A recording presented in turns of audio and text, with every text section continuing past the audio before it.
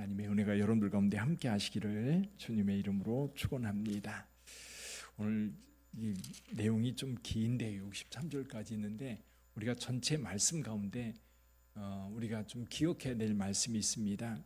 여기 사실은 본문 말씀에 기억이라는 말이 여러 번 반복되고 있어요. 기억이라는 말이 여기 22절, 43절, 60절에 기억이라는 말이 반복되고 있는데 우리 43절 한 절만 같이 읽어봅니다. 43절 내가 어렸을 때를 기억하지 아니하고 이 모든 일로 나를 분노하게 하였은즉 내가 내 행위대로 내 머리에 보응하리니 내가 이 음란과 내 모든 가증한 일을 다시는 행하지 아니하리라. 주 여호와의 말씀이니라. 아멘. 자, 무엇을 기억해야 될까요? 또 오늘 저와 여러분들도 마찬가지입니다. 저와 여러분들도 기억해야 될 것이 있어요. 기억하지 않으면 여러분 여기 예루살렘이 지금 음란에 빠져서 하나님의 진노를 사는 것과 같은 그런 삶에 빠져들 수밖에 없다. 그러면 예루살렘이 기억해야 될 게 뭡니까? 기억해야 될 것 첫째는요, 하나님의 선택이에요. 예루살렘은 버려져 있었습니다. 그래서 다시는 살 수 없는 그런 갓난아기 같은 그런 모습이었어요. 여기 6절을 한번 볼까요? 6절 같이 한번 읽어보지요. 내가 내 곁으로 지나갈 때에 내가 피투성이가 되어 발짓하는 것을 보고 내게 이르기를 너는 피투성이라도 살아있으라. 다시 이르기를 너는 피투성이라도 살아있으라 하고, 그 앞에 보면 이제 이 예루살렘은 여기 그 가나안 땅에 아모리 사람 또 헷 사람 이런 사람들이 부모라는 거예요. 아모리 사람, 헷 사람들에 의해서 만들어졌던 성읍 예루살렘. 근데 이 성읍이 버려졌을 때에 다윗을 통해서 이 예루살렘이 선택되었지요. 버려져서 정말 갓난아기, 탯줄도 다르지 않은 채 핏덩어리가 된 그 아이를 버려진 것 같은 그런 예루살렘이었어요. 근데 그 발짓하는 것을 보고 하나님께서 그 예루살렘을 씻겨 깨끗하게 보존하게 되었다는 겁니다. 여기 6절 말씀은 옛날에 최진실이라고 하는 사람이 이제 자기 자녀들에게 유언으로 남긴 이 글입니다. 그래서 이 글이 사람들에게 유명해졌던 말씀이기도 하지요. 피투성이가 되더라도 살아라. 너는 피투성이라도 살아있으라 라고 이야기했던, 그래서 예루살렘이 그랬다는 겁니다. 그렇게 해서 예루살렘을 하나님이 이제 아름답게 키운 거예요. 그리고 멋진 장식품으로, 옷으로 화려하게 꾸며서 왕후의 자리에 오르게 했다. 그러다 보니까 많은 사람들이 예루살렘을 사모하게 되고 예루살렘을 좋아하게 되었는데, 이 예루살렘이 이 자기 교만에 빠져가지고 어떤 일을 행합니까? 첫째로 행한 것이 우상 숭배예요. 두 번째로 행한 게 뭐냐면 주변 나라들을 의지하는 겁니다. 그러니까 하나님께서 그 예루살렘을 선택하고 아름답게 만들어줬어요. 모든 것이 하나님의 은혜로 채워졌습니다. 하나님께서 모든 것을 공급해 준 거예요. 그의 멋진 옷과 화려한 장식품들 뿐만 아니라 그가 살아가는 모든 것, 하나님의 은혜로 살고 있는데, 그걸 가지고 우상 숭배에 빠집니다. 그걸 가지고 이방 나라들과 교제합니다. 애굽과 또 갈대아 사람들과 그리고 아수르 사람들과 그렇게 교제하면서 하나님을 의지하는 게 아니라 그들을 의지하는 거예요. 예루살렘은 오직 하나님만이 남편 된 것처럼 하나님을 섬기고 하나님과 함께해야 되는데, 하나님을 버리고 이방 우상들 또 이방 나라들을 의지하는 그 나라, 하나님께서 그냥 두시겠느냐라는 거예요. 결국 하나님은 그들을 버려 하나님의 진노 가운데 두게 될 거예요. 왜 이런 일이 벌어지고 있습니까? 은혜를 잃어버렸기 때문에. 은혜를 잃어버렸기 때문에. 하나님께서 그들에게 베푸신 은혜가 얼마나 큰지 그걸 잃어버리니까 자꾸 딴짓하는 거예요. 자꾸 딴 거 바라보고 딴 거 붙잡으려고 하고 딴 거 의지하려고 하는 겁니다. 하나님께서 저와 여러분들을 선택해 주셨어요. 하나님의 거룩한 자녀가 되었습니다. 그럼 하나님께서 우리의 삶을 책임질 거라고 하는 확신이 있으면 돼요. 근데 그런 확신들이 어디서 와요? 내가 버려졌을 때, 내가 하나님을 알기도 전에 나를 위하여 하나님의 아들 독생자 예수님은 십자가에 못 박혀 죽으셨습니다.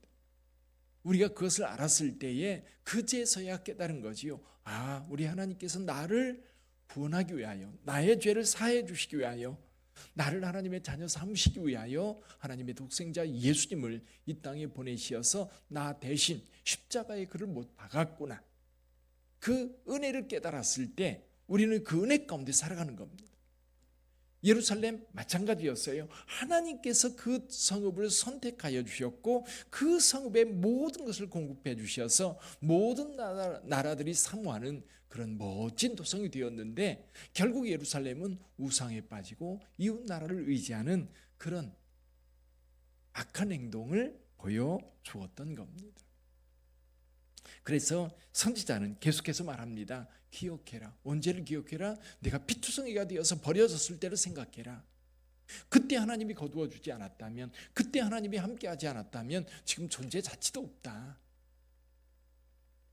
선지자는 계속 이야기해요. 22절에서도 이렇게 얘기합니다. 내가 어렸을 때 벌거벗은 몸이었으며 피투성이가 되어서 발짓하던 것을 기억하지 아니야.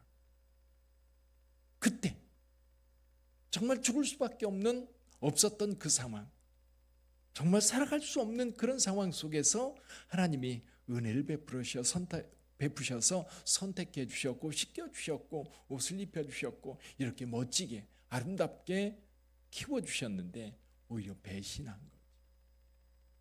그래서 오늘 또 생각해 봅니다. 저와 여러분들 하나님의 은혜로 살거든요. 우리에게 모든 것 은혜예요. 은혜. 하나님께 주신 그 은혜. 그래서 어제도 어느 목사님 만났는데 저한테 그러는 거예요. 정찬선 목사님, 신촌교회 목사님한테 들었다면서 빗된 교회에 공짜 돈 생겼다며요. 그래서 무슨 공짜 돈이야? 공짜 돈은 말도 안 되는 소리. 다 하나님의 은혜지. 근데 생각해 봤어요. 사실 저와 여러분들에게 주어진 하나님의 은혜는요, 무궁무진해요. 이 은혜를 생각하지 않는 거예요. 공기도 은혜고 오늘 해가 떠오르는 것도 은혜고 내가 그렇게 발걸음을 걸어서 주님 앞에 나와서 예배드리는 것도 은혜고. 그래서 어제 곰곰이 생각해 봤어요. 우리는 공짜로 사는구나. 공짜로 사는구나. 내가 이 모든 것을 대가를 지불하고 살아간다면 살아갈 수 없는 거예요. 거기에다가 하나님의 은혜까지 더해지는 거예요. 직접적인 은혜, 예수 그리스도의 은혜, 성령님의 은혜, 돌봄의 은혜, 그런 은혜들을 가지고 살아가는데 얼마나 감사한지. 그래서 우리가 은혜를 기억하는 방법이 있어요. 은혜를 기억하는 방법이 뭐냐면, 여러분 생각에는 은혜를 기억하는 방법이 뭐라고 생각하세요? 제일 중요한 게요, 감사하는 겁니다. 감사하는 거예요. 이거를 봐도 감사, 저것을 봐도 감사, 감사하는 거예요. 파란 하늘을 보면서 감사하고, 별들을 보면서 감사하고, 아침에 일어나서 아내의 얼굴을 보면서 감사하고, 일어나서 벌벌 떨지 않고 일어나서 씻고 나오면서도 감사한 거예요. 옷을 두툼하게 입고 나오는데 냉기가 제 문을 확 여는 순간 냉기가 확 얼굴에 옵니다. 그런데 그 냉기가 오히려 기분 좋은 냉기인 거예요. 만약에 추운 밖에서 잠을 잤다면 이게 얼마나 떨리고 힘들까요? 그러니까 우리가 은혜를 생각할 수 있는 방법은 뭐냐면 감사하는 거예요. 다 감사로 받아들이는 거예요. 주일날 교회 올 때 할렐루야, 주님의 몸된 교회, 빛된 교회 성도로서 감사. 교회 오면 따뜻하게 맞아주는 성도들의 미소가 있어 감사하고, 예배드릴 때 목소리 높여 찬양할 수 있어서 감사하고, 내가 헌금 시간에 헌금을 드릴 수 있어서 너무 감사하고, 또 누군가가 섬겨줘서 점심 맛있게 먹어서 감사하고, 너무너무 감사하고. 이런 감사들을 입으로 표현할 때 은혜가 내 속에 머무는 것 같아요. 근데 이 감사 표현이 안 되면 자꾸만 부족한 것, 자꾸만 불편한 것, 자꾸만 내게 없는 것, 이런 것들이 불평원망이 되면 은혜가 사라져버려요. 없어져 버려요.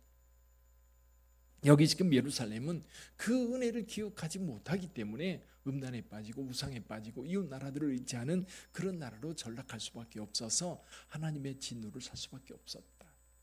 저와 여러분들 오늘 하루 살아갈 때도 그 은혜를 따라 사시기를 주님의 이름으로 축원합니다. 그래서 오늘 기도하면서 먼저 하나님 앞에 생각해 보세요. 오늘 내가 아침에 일어나서 감사할 게 뭔가? 10가지 감사해 보는 거예요. 기도할 때 먼저 감사해요. 하나님, 내가 하나님의 이름을 부를 수 있어서 감사해요. 하나님, 오늘 새벽에도 먼저 하나님 앞에 나와 기도할 수 있어서 너무 감사해요. 온라인으로 참여하는 성도님들 역시 마찬가지입니다. 일찍 일어나서 함께 주님의 문대교회 예배에 참석할 수 있고 함께 동참할 수 있다는 거에 하나님 앞에 감사하세요. 그리고 아침에 출근할 수 있고 아침에 가족들 얼굴을 볼 수 있고 또 입맛이 여전히 살아있어서 뭔가 맛있게 먹고 싶고 또 먹을 수 있어서 감사. 그런 감사들을 마음에 품을 때 여러분 하나님의 은혜를 기억하게 되는 겁니다.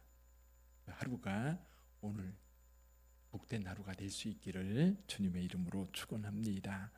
기도하겠습니다.